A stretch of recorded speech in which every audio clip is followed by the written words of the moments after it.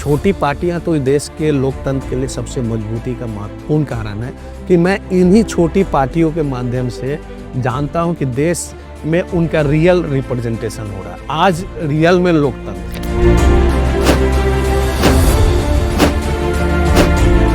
दो party system में कहीं भी लोकतंत्र नहीं आया, लेकिन इस देश का मुख्य जो मर्म है, जो ताना बाना है, सामाजिक ताना बाना है, वो छोटी पार्टियां ही रिप्रेजेंट करके अपने कौम को, अपनी कम्युनिटी को आगे बढ़ा रही है।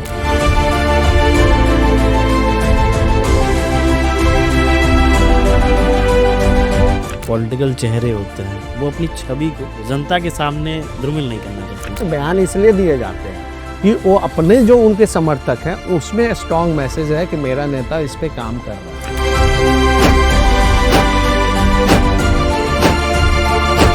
जब तक पलायन नहीं रुकेगा तब तक आप बिहार का वास्तविक विकास नहीं कर सकते हैं। जो भी सामाजिक परिदृश्य में अच्छी लाइफस्टाइल जी रहा है, वो बिहार रिटर्न नहीं होना चाहते। रिक्स एक पॉलिटिकल साइंटिस्ट थे, उन्होंने बोला कि उन्होंने प्रिज्म बनाया, जहाँ जहाँ सामाजिक आंदोलन नहीं हुए हैं वहाँ लोगों का पार्टिसिपेशन कम हुआ पॉलिटिक्स में। जब तक समाज में रिफ्ट नहीं होता, मीन्स कि एक जब ये नेचुरल प्रोसेस है, कोई आदमी यहाँ और कोई यहाँ है, तो ये जब ऊपर बढ़ना चाहता है तो उसको दबाव होता है, लेकिन अब स्थिति ये है। केजरीवाल जी कहते थे कि मैं जब तक जिंदा मुझे कोई हरा नहीं पाएगा। इस जन्म में तो आप हमको नहीं हरा सकते। देखिए, एक रोटी है, वोट बैंक की जो राजनीति है उसमें भाजपा के बाद हिंदुत्व जो मुद्दे हैं, बड़ा मतलब एक रोटी में आधे की हिस्सेदारी है। ये भी है, आधी रोटी में चार लोग हैं, एक आदमी के पास हिस्सा ज़्यादा है। राजनीतिक पार्टियों के पास अपना सामाजिक संगठन है, उसके जड़ें बड़ी मजबूत होती हैं। प्यार तो आदमी मनुष्य है तो प्यार करेगा ही, प्यार वार तो होता ही रहता है। पूरी धारा भी साथ दे तो बात कुछ और है, पर तू जरा भी साथ दे तो बात कुछ और है। वोकल टीवी पर आज तक आपने देखा हो कि हम जनहित के मुद्दों के साथ साथ क्राइम और पॉलिटिकल की तमाम खबरों को करते आ रहे हैं, दिखाते आ रहे हैं। जनता की मांग थी कि अब पॉडकास्ट भी शुरू किया जाए। आज हमारे गेस्ट जो हैं प्रमोद कुमार सुमन जी हैं, बिहार से ताल्लुकात रखते हैं लेकिन राष्ट्रीय राजधानी दिल्ली में रहते हैं। बात करें पत्रकारिता की तो 20 साल से ऊपर का अनुभव है और साथ ही में राजनीति में भी अपनी अच्छी खासी इनकी छाप है। बहुत सी ऐसी पॉलिटिकल पार्टियां हैं जहां पे एज और मीडिया सलाहकार के रूप में काम किया है। आप मीडिया से आते हैं और फिर राजनीति में जाते हैं, तो क्या कुछ आपके लिए मुश्किल रहा या फिर आसान रहा? तमाम बिंदुओं पर हम चर्चा करेंगे। और साथ ही में जो एक व्यक्ति की अपनी खुद की पर्सनल लाइफ होती है, क्या कुछ वो खाता है, क्या पहनता है, जब उसको समय मिलता है कहाँ घूमना टहलना पसंद करता है, तमाम विषयों पे हम चर्चा करेंगे। सबसे पहले सर आपका स्वागत है चैनल में। नमस्कार सभी दर्शकों को। अपना परिचय सर आप पहले खुद दे तो बेहतर रहेगा। देखिए, जब भी परिचय पूछा जाता है तो मुझे थोड़ा सा हेजिटेशन पहली बार होता है कि मैं किस रूप से शुरू करूं। अच्छा, तो बेसिक पढ़ाई लिखाई तो मेरी मूल रूप से मैंने पहले तो पॉलिटिकल साइंस किया, फिर हुआ कि कुछ टेक्निकल नॉलेज भी होना चाहिए जीवन में। यूपी बिहार के माता पिता कहते हैं कि अगर नौकरी जल्दी पानी है तो कुछ टेक्निकल भी रख लो साथ में। हाँ, बिल्कुल बात वही है। तो मैं जब पॉलिटिकल साइंस में मैं मास्टर हो गया जी, तो फिर हुआ कि देश दुनिया की जानकारी हो गई, पूरा देश, तो फिर पता चला कि भाई ये जानकारी का क्या काम। तो फिर मैंने क्या किया कि फिर तो इसको पहुंचाने का एक माध्यम चुना कर लिया। दिल्ली यूनिवर्सिटी से मैंने मास कॉम किया। मास कॉम करते करते फिर पत्रकारिता में आया। पत्रकारिता में मैंने अपना जो एक पत्रकार के तौर पे रिपोर्टिंग जो होता है कि वो हमारा प्रिय जुनून के साथ, मतलब जुनून, जो पत्रकारिता आज प्रोफेशन हम लोग बोलते हैं, उस समय हम मिशन के तौर पे शुरू किए थे। जब हम लोग पत्रकारिता करते उस टाइम बचा हुआ था थोड़ा बहुत मिशन, अस्मिता उसकी बची हुई थी कि हम मिशन के तौर पे इसको लिया जाए। प्रोफेशन वाइज मैंने इसी को शुरुआत किया था। तो शुरू में बहुत सारे चैलेंजेस थे। आप पत्रकारिता सीख तो लेते हो, मतलब एक पढ़ने लिखने के बाद आपको प्रैक्टिकल चैलेंजेस आते हैं, जब फील्ड में जाते हैं। वो जो चैलेंज था वो हम लोग पढ़ाई के दौरान ही हमने करीब वहीं से थोड़ा अलग तरीके से सोच रखते थे। और दिल्ली यूनिवर्सिटी में थे तो पत्रकारिता कैसे किया जाए, तो उसका प्रैक्टिकल नॉलेज के लिए हमारे पास कोई बहुत ज़्यादा टेक्निकल सपोर्ट नहीं था। तो शुरू में ही हमने दिल्ली यूनिवर्सिटी का एक कैंपस संधान है, उसका मैं फाउंडर एडिटर रहा। वहीं से हमने शुरुआत की। हमने कैंपस संधान एक लैब जर्नल के तौर पे शुरुआत किया था। जोश जो आज दैनिक जागरण का एक एजुकेशन का महत्वपूर्ण सप्लीमेंट है, वो उस पे हम लोग रहे। और एक जब भारत सरकार के मंत्री थे, एचआरडी मिनिस्टर हमारे, जिनके मैं सलाहकार हूँ, उपेंद्र कुशवाहा जी, तो उस दौरान उस जोश के एक अवार्ड फंक्शन शो में मुझे जाना हुआ, जो कि अखबारों की प्रक्रिया भी तेज़ी से चेंज हुई। डिजिटल मीडिया के आने के बाद फिर अखबारों के पास चैलेंजेस भी उसी लेवल पे आने लगे हैं। तो अखबार अब उससे जो अखबार अपने को उस चैलेंजेस को स्वीकार करके अपने को मॉडर्नाइज कर रहा है, वो लोग एग्जिस्ट कर रहे हैं, और जो नहीं कर पाया वो धीरे धीरे मार्केट से आउट हो गए। जैसे पहले आपने बताया कि दैनिक जागरण के साथ शुरुआत किया, फिर और भी तमाम प्रतिष्ठित अखबारों में गए होंगे, क्या किया है? तो झारखंड और बिहार दोनों को मैं चैनली देखते रहा, और यहाँ पे रहते हुए हमने पॉलिटिकल जर्नलिज्म जो होती है वो फुल फ्लेजेड हमने सीखी। और प्रभात खबर जी, मैं प्रभात खबर झारखंड को मैं एक बहुत शिद्दत के साथ मैंने कवर किया, और ये प्रभात खबर ही है जो पेपर जहाँ पे मैंने पत्रकारिता को जिया। जो मेरा मन था पत्रकारिता करने, मज़ा आया? मज़ा वहीं आया कि मैं मेरे जो हॉबी और एक तरह से जो लोगों से मिलने जुलने, और वहाँ पे जो मैंने काम किया, वहाँ हमारे जो पत्रकारिता में एक आपके ख्वाब होते हैं कि ये। अच्छा, वो साल कौन सा रहा होगा सर? वो हमारा साल 2005 का था। हम 2005 2005 मतलब अलग राज्य बन चुका था। हाँ, 2000 में झारखंड बना था, नया स्टेट था, नए स्टेट के साथ चैलेंजेस भी उस लेवल पे थे। इस तरह से हम प्रभात खबर डिफरेंट एंगल की पत्रकारिता की है। उसमें क्राइम भी देखना कभी पड़ा, कभी जुडिशरी का पॉलिटिकल तो था ही। उसके बाद जो सोशल जर्नलिज्म क्या होता वो भी मैंने किया। सोशल जर्नलिज्म कर प्रभात खबर में हमने जिसको क्राइम की बात की जाती है, हम ट्रैफिकिंग एक इश्यूज़ था जो झारखंड, छत्तीसगढ़, उड़ीसा, जो ट्राइबल स्टेट्स हैं, हाँ, वहाँ की लड़कियों को यहाँ मेड के रूप में जो काम करने के लिए लाया जाता है, उस पे मैंने बृहद रिपोर्टिंग की। और उसके बाद उसको यूनिफेम ने उस किताब को, हम जो रिपोर्ट लिखते थे उसको कलेक्ट करके, यूनाइटेड नेशन की एक संस्था है यूनिफेम, उन्होंने एक किताब लिखा, झारखंडी लड़कियों की व्यथा। तो हमने उसके माध्यम से फिर मेरा इंटरनेशनल एक्सपोजर हुआ। फिर मुझे United Nation UNDP development programme है, उसका मुझे अवार्ड मिला, मीडिया अवार्ड 2006 का। अमेरिका गया तो वहाँ पे जाकर मैं अमेरिका के चारों दिशाओं में 2-2, 3-3 स्टेट मुझे घूमने का मौका मिला। एक बार मैं लाइफ में मैं जाना कि कैसे एक सुपर पावर जो देश है किस तरह से क्यों सुपर पावर बना, और उसके नेचर क्या है, ये सारी चीज़ें का इंटरेक्शन मेरा हुआ। तो वो एक अच्छा एक्सपीरियंस रहा। और आज भी मैं यूएसए का मेंबर हूँ, परमानेंट एलुमनाई हूँ। उसके कारण मुझे आज भी यूएस एम्बेसी से लेकर अमेरिकन सेंटर में मेरा लेक्चर होते रहते हैं, वहाँ बुलाया जाता है। आपने बताया कि मैं जब झारखंड में था तो वहीं से जो पत्रकारिता का पॉलिटिकल स्वरूप होता है, राजनैतिक पत्रकारिता जिसको बोलते हैं, वहाँ से जुड़ाव हुआ। उसके बाद आप जर्नलिज्म को कहीं ना कहीं से छोड़ के फिर आप मीडिया सलाहकार के रूप में काम करना शुरू किए। जी, ये विचार कैसे आ गया? देखिए, 2005 से 2010 तक में झारखंड का एक बहुत प्रतिष्ठित पेपर है प्रभात खबर, जो नंबर 1 पेपर है। आज उनके प्रधान संपादक जी जो आज राज्यसभा के उपसभापति हैं, हरिवंश जी, हम उनके नेतृत्व में काम किए। उनके एक्सपीरियंसेस जो थे, तो मेरा सौभाग्य रहा कि मैं अच्छे लोगों के साथ काम किया। आज भी संसद भवन देखते होंगे तो मॉनिटरिंग अच्छा करते हैं, चीज़ों को करते हैं। तो उनके गाइडेंस में काम करने का एक अलग अनुभव रहा। तो मैं 2010 तक मैं प्रभात खबर रहा, उसमें मैं दैनिक भास्कर आ गया था। तो दैनिक भास्कर आया तो क्योंकि दैनिक भास्कर का नेचर और फ्लेवर अलग है। यहाँ पे पत्रकारिता का अब लगता है कि दैनिक भास्कर थोड़ा सा टच कर रहा है, लेकिन जिस दौर में मैंने दैनिक भास्कर को ज्वाइन किया उस समय प्रोफेशनली बिजनेस और पॉइंट व्यू से उनका अपना एक विचार था, जहाँ आकर मुझे लगा कि मैं वो पत्रकारिता नहीं कर मर रही है, मतलब पत्रकारिता। मैंने जो एक जिया, जो सोशल जर्नलिज्म को जिया, सारा चीज़ किया, वहाँ पे मैं उस चीज़ को जी नहीं रहा था। फिर मैंने कहा कि अब क्यों नहीं, जब आप पॉलिटिकल गैलरी में सब आपके जान पहचान में हैं लोग, भारत सरकार में एक ऐसे ही मिलने गया था बधाई देने के लिए, उसी दौरान उपेंद्र कुशवाहा जी के यहाँ, तो कुछ बातचीत चलती रही।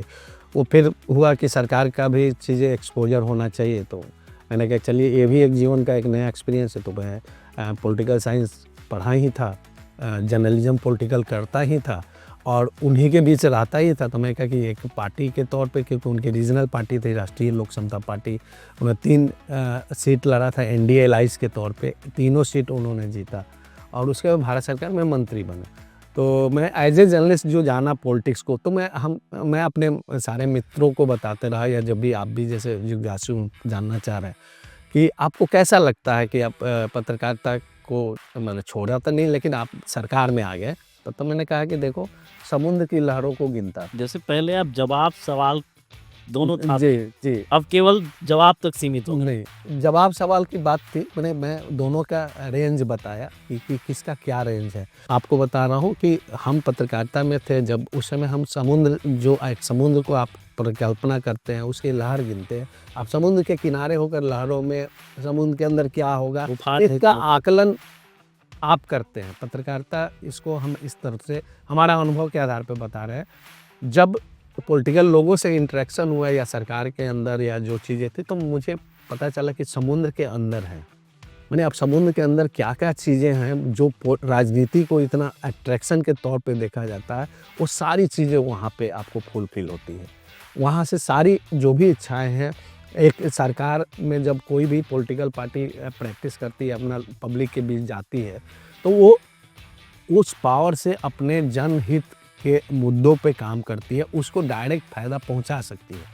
वो वहाँ पे उसके पास पावर होता है कि वो अपनी पॉलिसी एज ए पार्टिसिपेंट, सरकार में पार्टिसिपेंट बन करके अपनी पॉलिसी को लागू करवा करके अपने जो मुद्दे हैं उस पे तत्परता से काम कर सकती है। जैसे आपने झारखंड में ग्राउंड रिपोर्टिंग, ज़मीनी पत्रकारिता की, और बिहार, झारखंड, उड़ीसा, छत्तीसगढ़, जब आप इसकी ग्रामीणांचल में घूमेंगे, अंदरूनी इलाकों में, खास करके झारखंड में आदिवासी बाहुल्य इलाका है, तो जो उनकी दुख पीड़ा है उसको महसूस किए होंगे। जी, बहुत बार ऐसा हुआ होगा कि आंखों से। देखिए हम तो खुद वहीं से हैं, जी।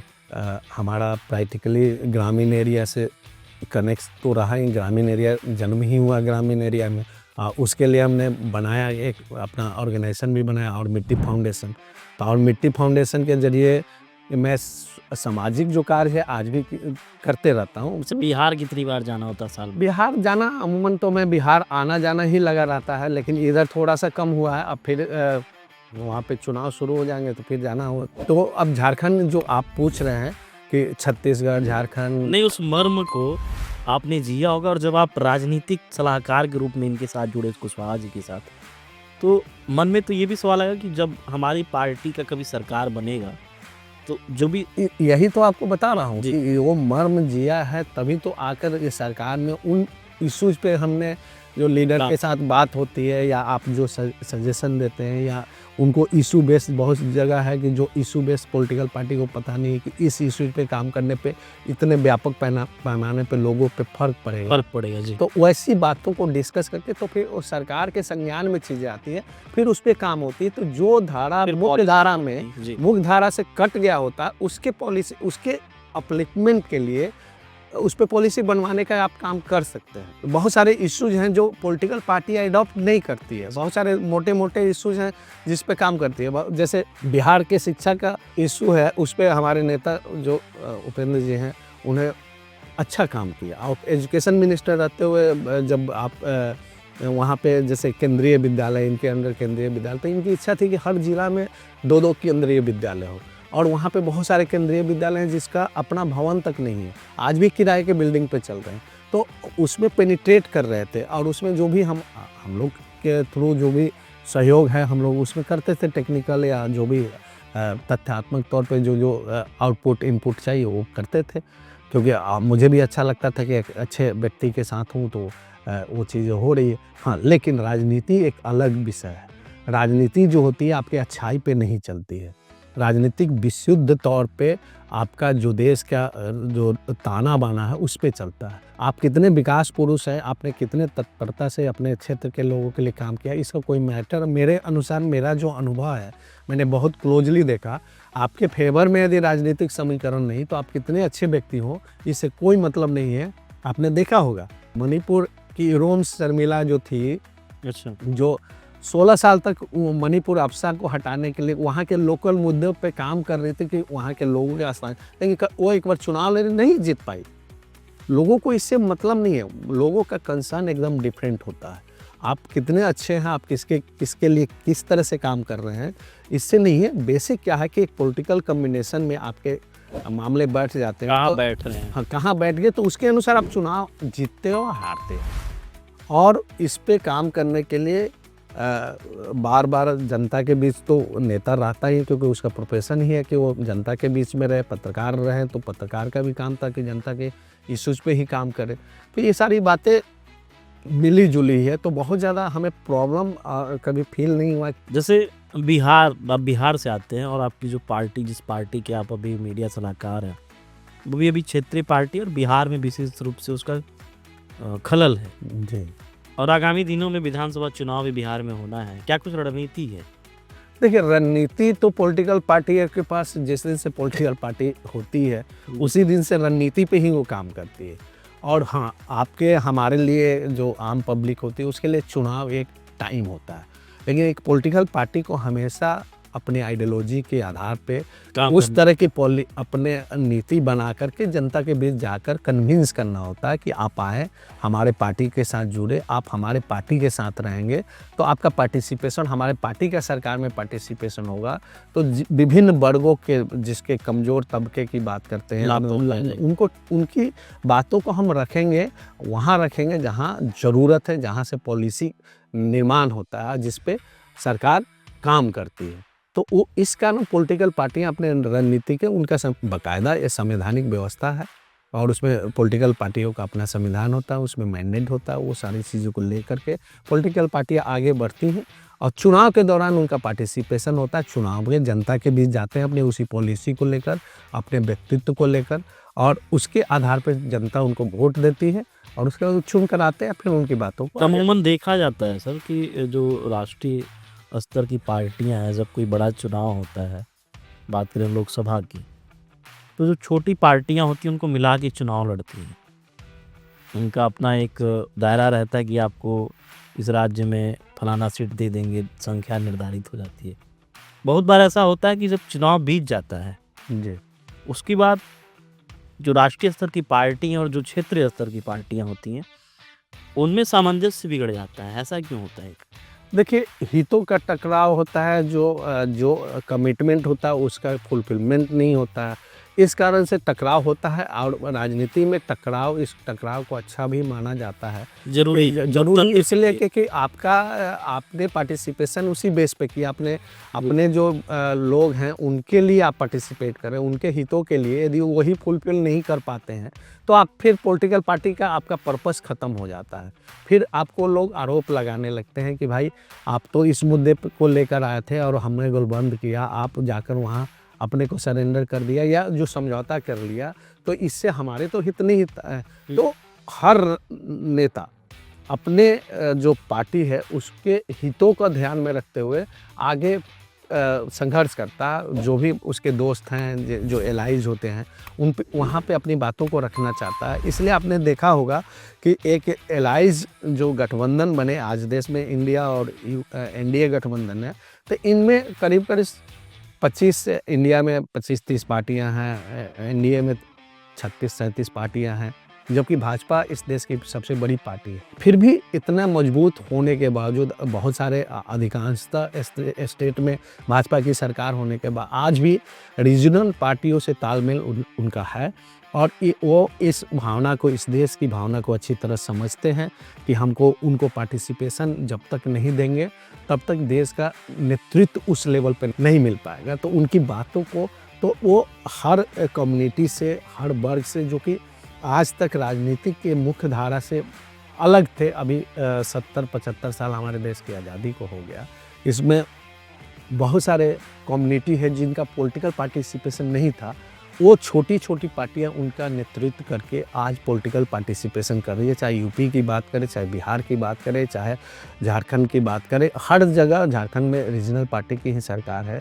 वहाँ झामुमो है उसके मुखिया हैं। तो इस तरह से सब लोग अपना पार्टिसिपेशन लेकर अपना चला रहा है। और प्राइमरी तौर पे देखा जाए तो लोग ब्लेम करने लगते हैं कि ये छोटी-छोटी पार्टियाँ ये बार्गेन बहुत करती है, बहुत डिस्टर्ब करती है, डेवलपमेंट इससे प्रभावित होता है। बड़े नेता यही बयान देते नहीं, बयान देते हैं, लेकिन मैं as a journalist, as a political expert, या जो हमने चीज़ों को समझा है पॉलिटिक्स को, उसके अकॉर्डिंग मैं मानता हूँ कि इस छोटी पार्टियाँ तो इस देश के लोकतंत्र के लिए सबसे मजबूती का महत्वपूर्ण कारण है। कि मैं इन्हीं छोटी पार्टियों के माध्यम से जानता हूँ कि देश में उनका रियल रिप्रेजेंटेशन हो रहा है। आज रियल में लोकतंत्र है, 2 पार्टी सिस्टम में कहीं भी लोकतंत्र नहीं आया है। और जिन देशों ने अपना अपनाया है वहाँ का अपनी व्यवस्था है, लेकिन इस देश का मुख्य जो मर्म है, जो ताना बाना है, सामाजिक ताना बाना है, वो छोटी पार्टियाँ ही रिप्रेजेंट करके अपने कौम को, अपनी कम्युनिटी को आगे बढ़ा रही हैं। और उनको विकास क्या होता है वो थोड़ा बहुत उनको समझ में आ रहा है, इसलिए ये लोकतंत्र ज़्यादा मजबूत होगा। अमूमन देखा जाता है कि जो भी पॉलिटिकल चेहरे होते हैं वो अपनी छवि को जनता के सामने धूमिल नहीं करना चाहते हैं। सभी की ये चाहत होती है, बयानबाजी से बड़ा बचते हैं। जी, एज ए मीडिया सलाहकार आपकी भी अपनी पार्टी की अपनी एक विचारधारा होगी, उसी पे काम कर रहे होंगे।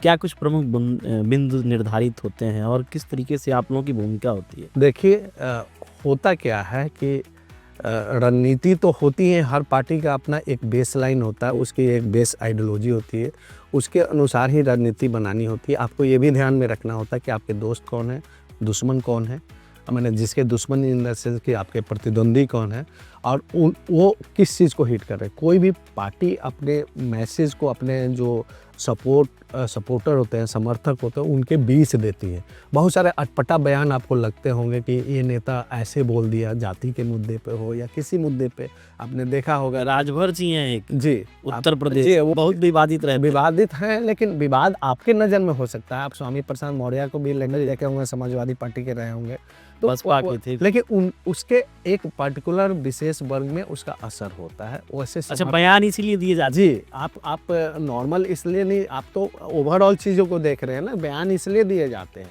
कि वो अपने जो उनके समर्थक हैं उसमें स्ट्रॉन्ग मैसेज है कि मेरा नेता इस पे काम कर रहा है। आपके अब देश में विभिन्न वर्ग के लोग रहते हैं, नेचुरली आपको वो बातें नहीं समझ में आएंगी। मामला यही होता है, और उसको गोलबंद करके रखने का मेन उद्देश्य होता है। ये नहीं है कि वो आदमी खराब है, वो नेता खराब हो जाता है। वो भी चाहता है कि देश का नहीं, लेकिन एक उसका जो स्टेक होल्डर है, वो जिस स्टेक को लेकर चल रहा है उसको लाभ मिल रहा है। उसको प्रोटेक्ट करके चलना है उसको। तो इस आपकी पार्टी अभी क्षेत्रीय पार्टी है, सिद्धांतिक तौर पर जैसे आजकल अमूमन गोलबंदियां हो जाती हैं कि फलाना पार्टी दलित बिछड़ा मुस्लिम का कार्ड खेलती है, तमाम आरोप लगते हैं, बड़े बड़े मंचों से बराबर सुनने को मिलता है। आपकी पार्टी का क्या कुछ अपना एक सिद्धांत है, किसके लिए? देखिए, हमारी पार्टी का, देखिए अब बिहार में रीजनल पार्टी का ही नेतृत्व है, नीतीश कुमार जी उसके मुख्यमंत्री हैं। हमारे नेता भी उनके साथ कभी काम किए। आज भारत सरकार में मंत्री, चारों सदन के नेता होते हुए इनका एक बृहद सोच है कि बिहार का डेवलपमेंट कैसे हो, वहाँ की एजुकेशन व्यवस्था कैसी हो, आर्थिक नीति कैसी हो, बहुत सारे जो बेसिक्स मुद्दे हैं जो कि अभी भी अछूते हैं उसको लेकर के चलने की है। शिक्षा की व्यवस्था प्राइमरी, क्योंकि जब तक शिक्षित नहीं हो जाते तब तक बिहार के लोगों के बारे में बताया जाता है कि सबसे ज़्यादा पढ़ने लिखने वाले हैं, लेकिन उतना ही अशिक्षा भी है। 2 तरह के ही लोग हैं, जो जिनको पढ़ना लिखना तो बाहर आ जाते हैं, लेकिन रोजगार का बेसिक पलायन का बड़ा मुद्दा है। तो ये इन सब चीज़ों पे काम करके कि इस तरह की आर्थिक नीति बनाई जाए बिहार के, क्योंकि पलायन रुके। जब तक पलायन नहीं रुकेगा तब तक आप बिहार का वास्तविक विकास नहीं कर सकते हैं। अब बिहार के विकास की जो बात करते हैं कि वहाँ इंडस्ट्रियलाइजेशन नहीं हो पाया, बिहार के पास अपना कोई इंडस्ट्री नहीं, ज़मीन तो है, लेकिन वहाँ की जो व्यवस्था है, वहाँ लैंड लॉक होने के कारण, हम लोग पॉलिटिकल साइंस में पढ़ते रहे, तो उसमें क्या है कि लैंड लॉक सिस्टम में क्या होता है कि ट्रांसपोर्टेशन या सी एरिया नहीं है, या जो जहाँ से आप इधर इंडस्ट्रिया लगाएंगे, तो लेकिन फिर भी बिहार की अनटच भूमि है अभी, अभी जैसे अब इंटेलिजेंस की जो बात की जाती है, इंटेलेक्चुअल प्रॉपर्टी राइट्स, एआई आ गया, आईटी सेक्टर है, हब जिसको बनाने की बात है, इन सब चीज़ों का हब बनाया जा सकता है। और नेतृत्व जो है इस पे हम लोग का भी फोकस है कि इस पे काम, हमारी पार्टी आती है सत्ता में आती है या हम सहयोगी को भी अपना सजेशन देते हैं कि भाई इस पे काम करना चाहिए, क्योंकि पटना जैसे शहर में वहाँ भी सारी चीज़ें तो जा रही है, लेकिन पहले हमारा मानना है डेवलप्ड स्टेट है जहाँ कल्चरल एक्सचेंज है। एक्सचेंज मीन्स आप समझिए कि जहाँ पे लोग हर देश के हर प्रांत से लोग जाकर वहाँ काम करते हैं, तो उस स्टेट का सबसे तेज़ी से विकास हुआ, वो चाहे हरियाणा हो, पंजाब हो, महाराष्ट्र हो, तो ये कारण हो। लेकिन जिसको आप बीमारू स्टेट बोलते रहे हैं, बेसिक ये एक मेजर प्रॉब्लम रहा कि यहाँ इंडस्ट्रियलाइजेशन नहीं होने के कारण यहाँ उस तरह की जो देश दुनिया में जो डेवलपमेंट के काम चल रहे हैं, उस तरह की कंपनियों का आना, उस स्टेट में इन्वेस्टमेंट नहीं जाना, ये सब मेजर फैक्टर हैं जिसके कारण आज भी विकास के पैमाने उस पर पिछड़े राज्य माने जाते हैं, छत्तीसगढ़ हो भी, मध्य प्रदेश हो। लेकिन विकास के साथ साथ कोहेसिव डेवलपमेंट की जो बात की जाती है, उसमें इन चीज़ों पे काम करना बहुत ज़रूरी है कि वहाँ के लोग वहाँ रहे, वहाँ के इकोनॉमी में योगदान दे, और लोग जो कल्चरल एक्सचेंज होगा तो तेज़ी से लोग एक दूसरे से समरसता भी बढ़ती है। लेकिन धीरे धीरे राजनीतिक तौर पे लोग इसको देखते हैं कि अब इसका माइलेज हम ले सकते हैं, जैसे महाराष्ट्र में भी देखा हो, कभी कभी दिल्ली में भी आप देखते होंगे, हर जगह एक छोटे इस तरह के नेता अपना बयान देकर के उसका माइलेज लेना चाहते हैं कि इस मामले पे कम से कम ये वोट जो है हमारा हो जाएगा। बिहार की बात हो रही है, बचपन आपका गुजरा होगा बिहार में। जी, लालू जी का उस समय कार्यकाल था, बड़े बड़े गड्ढे मैं भी सुना हूँ, जी, जी। देखा तो नहीं हूँ, बड़े बड़े गड्ढे रोडों पर होते थे।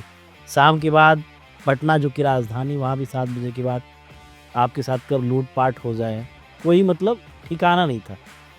नीतीश जी के शासनकाल में चीज़ें बड़ी सुधरी हैं, वो चीज़ें नहीं हैं। जी। तो अगर तुलना करें, बात करें राजनीतिक तुलनात्मक विवेचना की, तो सच में नीतीश जी का कार्यकाल अभी तक ठीक रहा?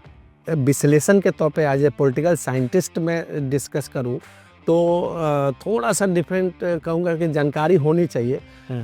लालू जी की बड़ाई अब किसी की मैं नहीं कर रहा हूँ कि एक व्यवस्था थी लालू जी के आने के बाद, वहाँ पे एक जैसे सामाजिक, जब भी आप पॉलिटिक्स पढ़ते हैं ना, रिक्स एक पॉलिटिकल साइंटिस्ट थे, उन्होंने बोला कि उन्होंने प्रिज्म बनाया, सोशल डेवलपमेंट का उन्होंने खाका खींचा, तो होता कि एक वर्ग ऊपर बैठा होता और नीचे होते हैं, ठीक है।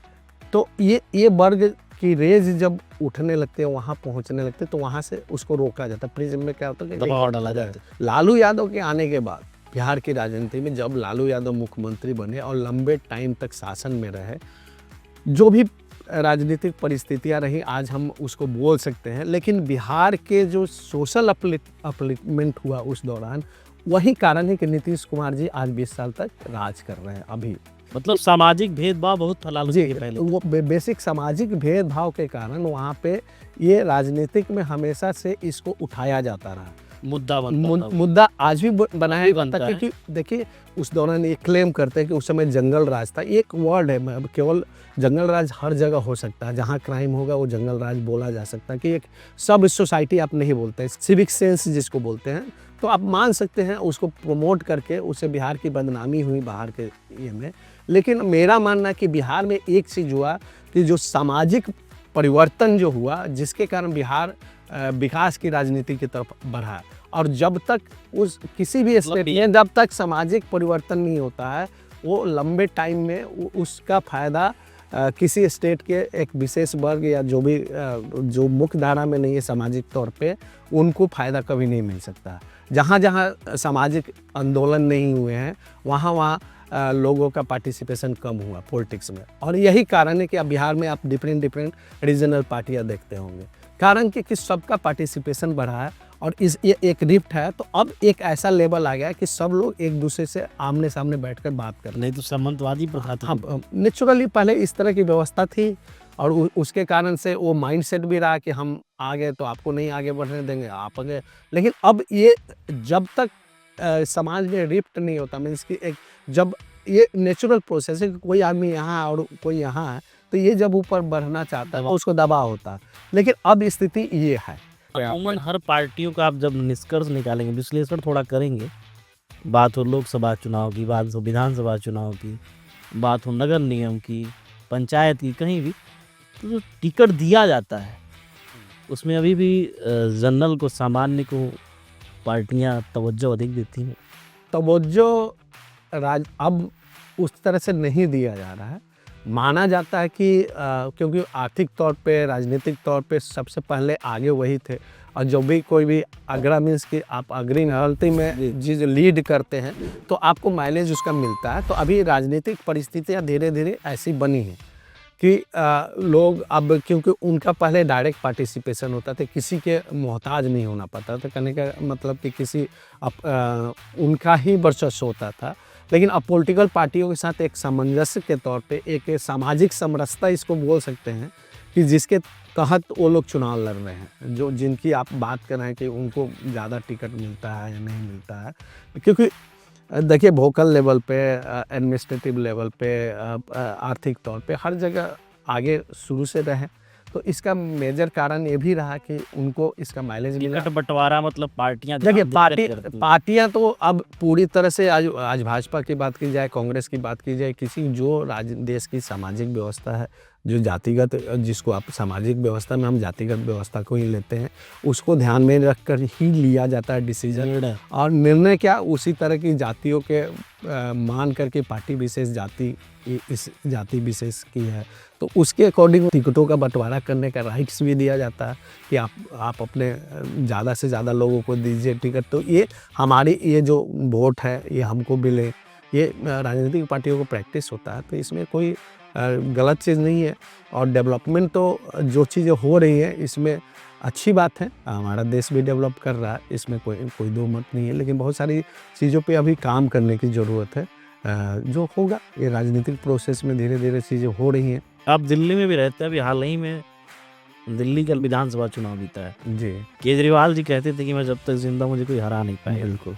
अपनी सीट भी हार गए, आम आदमी पार्टी की क्या स्थिति है वो भी देख रहे होंगे। यहाँ क्या कुछ हुआ, किस तरह बीजेपी गेम खेली यहाँ का, जो कि हम दिल्ली में लंबे टाइम से हैं, हम दिल्ली की राजनीति बेहतर ढंग से जानते हैं। मैं स्टूडेंट पॉलिटिक्स में भी रहा है यहाँ पे दूसू इलेक्शन में, तो मैं दिल्ली की राजनीति की जो व्यवस्था है कि देश की राजधानी और यहाँ देश के हर वर्ग के लोग, हर वर्ग के लोग हैं, और दिल्ली को मिनी इंडिया बोला जाता है। अभी तक जो एक सोशल माइंडसेट जो दिल्ली के लोगों का रहा है, अमूमन उस तरह के ही लोग रहेंगे कि देश का जो नेचर है, संवैधानिक व्यवस्था, उस तरह से सोचने की थी। यहाँ एक ही था कि यहाँ तो पहले कांग्रेस थी और बीजेपी थी। आम आदमी पार्टी के 2011 के बाद आविर्भाव हुआ, अब कांग्रेस पार्टी की सरकार थी, उस दौरान जो भी मामला था और तेज़ी से ऐसे ही जैसे आज केजरीवाल जी के साथ हुआ, उस समय कांग्रेस के साथ हुआ। अब कांग्रेस क्योंकि एलाइज में थी, फिर भी दोनों में रिफ्ट हुआ, और कांग्रेस को पता नहीं एहसास हुआ इस बात का कि भाई इस बार हम ऐसे तो हम आम आदमी पार्टी के लिए अपनी पूरी ज़मीन को ख़त्म कर देंगे।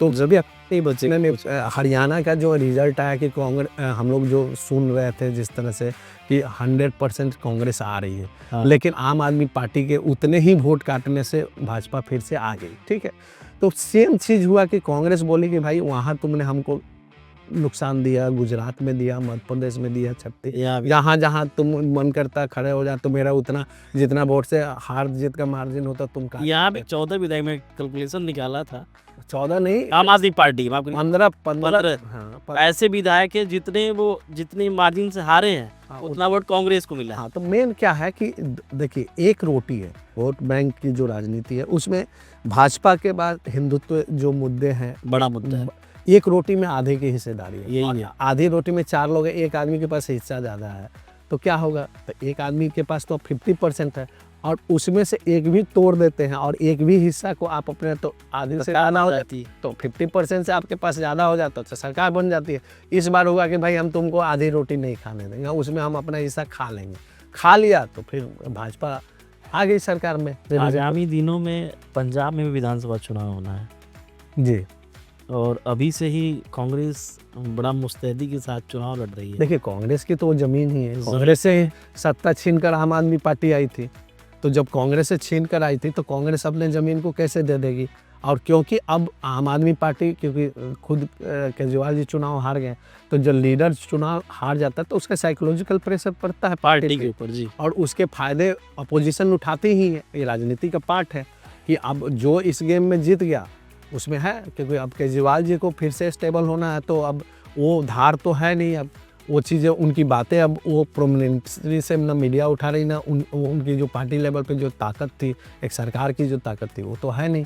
अब पंजाब की सरकार में भी डिफरेंट बात होने लगा है कि भाई वहाँ भी अब जैसे बीजेपी यहाँ आई तो महिलाओं के मुद्दे पे बोली कि 2500 जो वहाँ वादा किया था नहीं दे रहे। छत्तीसगढ़ की माता वंदन योजना में आई। सब जगह कि वो नहीं कर पा रही है, हम लोग डिलीवर कर रहे हैं तो इसलिए हमें वोट दो। तो यहाँ की पब्लिक ने माना कि चलो। अच्छा, दिल्ली के इलेक्शन में बीजेपी के जीतने का कुछ 2-4 पॉइंट मेन कारण रहा हो कि जनता पूरी तरीके से विश्वास की, क्योंकि अमूमन सुना जाता है कि रह के जो तमाम विश्लेषक हैं कि बीजेपी की जो ज़मीन है वो कम हो रही है, जनता के मन में जो छाप है उसमें कमी आ रही है, लेकिन यहाँ का तो जो परिणाम है बिल्कुल आश्चर्यचकित करने वाला था। देखिए, आश्चर्यचकित करने वाला तो मैं नहीं मानूंगा। मैं मेरा ही अपना, क्योंकि हम लोग विश्लेषण करते रहे, तो मेरा ही कहना था कि भाई इस बार बीजेपी नहीं आई तो कभी नहीं आई, क्योंकि बीजेपी का एक पार्टिकुलर कुछ मुद्दे थे। जैसे एक होता है किसी जो पार्टिकुलर स्टेबल छवि है उसको डेंट करना, लेकिन जो मेन रणनीति रही उसमें एक तो जो मेन छवि थी उसको डिट्रियोट करना, उसको डेंट करना। फिर सेकंड था कि मैनेजमेंट जो है, जो वोट की राजनीति होती है एक एक पर्टिकुलर विधानसभा में, उन चीज़ों पर फोकस करना कि हम जो चुनाव लड़े थे पिछली बार जितने मार्जिन से, वैसे लोगों को अपना जो वोटर हैं बीजेपी आइडियोलॉजी उनको पार्टिसिपेशन दिलाना वोटर लिस्ट में। बहुत सारे मैनेजमेंट लेवल पे, माइक्रो लेवल पे जहाँ एकदम चीज़ों को नहीं करना, जैसे झुग्गी झोपड़ी वाला जो मामला था वहाँ पे जाकर आरएसएस की जो टीम थी रात भर रुकना, इस तरह की जो बीजेपी के लिए मुख्य आरएसएस से मुझे लगता है कि ज़मीन पर काम करती है, इसका लाभ मान सकते हैं। क्योंकि देखिए, सामाजिक संगठन जो होते हैं ना, उनका पेनिट्रेशन राजनीतिक पार्टियों से ज़्यादा होता है, क्योंकि उनका किसी से बैर नहीं होता। वो आपके हित के लिए हम धर्म मजहब वो नहीं करते। पॉलिटिकल पार्टियों का हो सकता है कि आप वोटर नहीं है तो आपके साथ हो सके आप पार्शलिटी की जा सके, लेकिन मुख्य मुद्दा यही होता है कि आपके जिस राजनीतिक पार्टियों के पास अपना सामाजिक संगठन है उसके जड़ें बड़ी मजबूत होती है। और लोकसभा चुनाव के दौरान थोड़े से मुझे जो लगता है कि जो सुनते रहे हम लोग, नड्डा जी ने एक बयान दे दिया था कि आरएसएस से मुझे कोई लेना देना आया था इसी बात। वो सब कहीं ना कहीं लोकसभा चुनाव में डेंट किया। वो लोग एक्टिवेट नहीं थे, इस बार एक्टिवेट थे, तीनों राज्यों में एक्टिवेट हुए और उन लोगों ने शिद्दत के साथ अपना काम किया और उसके अकॉर्डिंग इनको रिजल्ट दिया दिल्ली में। जैसे चुनाव बीत चुका है, बीजेपी काम भी कर रही है, फिर भी आम आदमी पार्टी का लगातार आरोप प्रत्यारोप का जो पक्ष विपक्ष का तालमेल रहता है, बना रहता है, वो जरूरी भी है। एक स्वतंत्र लोकतंत्र के लिए बेहद जरूरी है कि पक्ष के साथ साथ विपक्ष की भूमिका जनहित में अधिक हो। अभी तक तो हमने जो भी प्रोफेशनल बातें थी, जीवन से जुड़ी हुई तमाम विषयों पर चर्चा की है, राजनीति हो, पत्रकारिता हो, सामाजिक जो भी परिप्रेक्ष्य है, तमाम विषयों पर चर्चा किया। अब कुछ व्यक्तिगत, जैसे खास करके परिवार में कितने बच्चे हैं? एक बेटी है, एक बेटा है। यहाँ संयुक्त परिवार के साथ रहते हैं? फिर नहीं, यहाँ अब यही तो रोना है कि आप संयुक्त परिवार के साथ नहीं रह सकते, चाह कर भी नहीं रह सकते हैं, क्योंकि सबके प्रोफेशन अलग अलग होते हैं। मेरे भाई हैं तो ये दिल्ली में वो दीनदयाल उपाध्याय है, वहाँ पे काम करते हैं, हॉस्पिटल है वहाँ, तो उनके परिवार अलग रहते हैं। मुझसे मुलाकात हो जाती है? हाँ, मुलाकात होती है, ओकेजनली होती है, इतना फ्रिक्वेंटली नहीं होती अच्छा, है। मुलाकात होती तो क्या बनता है? जैसे यूपी बिहार में लिट्टी चोखा और जो चीज़ें हैं जो ट्रेडिशनल खीर बन जाता है। हाँ, खीर बन जाता है, लिट्टी चोखा बन जाता है, पकौड़े बन जाते हैं, जो चक्का उक्का हम लोग बोलते हैं, वो सब बनता है, सब कुछ बनता उस तरह है। छठ में घर जाना होता है? हाँ, जाना होता है, गाँव जाते हैं? हाँ, गाँव जाते हैं। अब मतलब कभी कभी बहुत सारी व्यस्तता होती है तो नहीं भी जा पाते, तो यहीं पे। अच्छा, बच्चे यहीं पे हम लोग मेट्रो सिटी में रह गए तो गाँव जाते तो बढ़िया लगता है। हाँ, बिल्कुल। हाँ, उनको पहले से शुरू से ही हम उस परिवेश में ढाले हुए न केवल ढाले हैं, बल्कि यहाँ भी हम हमेशा साल में 4-5 प्रोग्राम करते रहते। मेरा एक ऑर्गेनाइजेशन है और मिट्टी फाउंडेशन, मतलब मिट्टी आप समझ रहे हैं कि जमीन के लोगों को जोड़ कर रखने के, तो हम उस ऑर्गेनाइजेशन के थ्रू हम कल्चर पे काम करते हैं, खान पान पे काम करते हैं, एजुकेशन पे काम करते हैं, एंटरप्रेन्योरशिप पे काम करते हैं। तो हम इन चारों पांचों सेगमेंट को हमेशा जीवंत रखते हैं। तो अपने बच्चों के साथ साथ और भी जो भी माइग्रेंट लोग हैं, इसका मिट्टी का हमने फुल फॉर्म ये है कि migrant intellectual treasuring tradition and identities. Means कि जो भी अपने ज़मीन छोड़ के पहचान को यहाँ पे आए हैं, उनकी चीज़ों पे काम करना, वो टेस्ट जोड़े रखना उनको। तो इसमें राजस्थान से हैं, असम से हैं, या बंगाल से हैं, या बिहार से हैं, या छत्तीसगढ़ के। एक ऐसा प्लेटफॉर्म है कि हर टाइम टू टाइम हम इस तरह के काम करते रहते हैं। तो इंटरनेशनल लेवल पर जैसे लैंग्वेज पे था, भोजपुरी लैंग्वेज को हमने काम किया, तो वहाँ के कलाकारों को बुलाया था। यहाँ पे हमने उनसे हनुमान चालीसा गवाया था, भोजपुरी में गाना गाए थे वो लोग। अच्छा, इसको जिसको बात है कभी जी, प्यार व्यार हुआ है? प्यार तो आदमी मनुष्य है तो प्यार करेगा ही, प्यार वार तो होता ही रहता है आदमी को। अभी भी होता है? हाँ, होते रहता है। आपसे प्यार है, सबसे प्यार हो सकता है, क्या दिक्कत है प्यार करना? तो मनुष्य है तो प्यार तो गर्लफ्रेंड बॉयफ्रेंड वाला मैं पूछ रहा गर्लफ्रेंड बॉयफ्रेंड वाला तो दौर निकल गया है। तो हूं। शादी लव मैरिज है कि अरेंज मैरिज? Arrange marriage. अच्छा, पारिवारिक पसंद से। अच्छा, परिवार को समय हाँ देते हैं। जैसे क्या है, जिम्मेदारियां बहुत। बेटा है वो फुटबॉल खेलता है, तो जब थोड़ा टाइम मिलता है तो उसको खिलाने के लिए ले जाते हैं। बेटी कॉलेज में है तो कॉलेज जाती है। अमूमन पत्रकार होती हैं जो शेरो शायरी करते हैं। पूरी धरा भी साथ दे तो बात कुछ और है, पर तू जरा भी साथ दे तो बात कुछ और है। तो मोहब्बत की शायरी है। हाँ, मैंने चलने के लिए एक पाँव पे चल रहे हैं लोग, लेकिन दूसरा भी साथ दे तो कुछ और बात है। सुमन जी का हम धन्यवाद करते हैं। काफ़ी व्यस्त दिनचर्या के बाद भी आज हमको समय दिया, तमाम विषयों पे हमने चर्चा की और बड़ी बेबाकी के साथ उन्होंने जवाब भी दिया। आपकी कुछ अपनी राय है, अपनी कुछ बातचीत है, तो उसको भी जो हमारा नीचे ईमेल आईडी है उस पर आप मेल भी कर सकते हैं। धन्यवाद।